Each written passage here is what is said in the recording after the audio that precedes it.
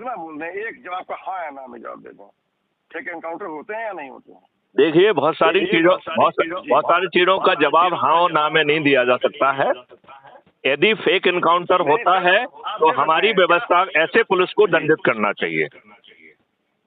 जहां पुलिस वाला अपने जान पे खेलकर अपराधियों को निपटाने के लिए आगे बढ़ता है और गोलियों की परवाह नहीं करता है, अपने जीवन को दांव पे लगाता है, उसे शक की नजर से देखना एक गुनाह है।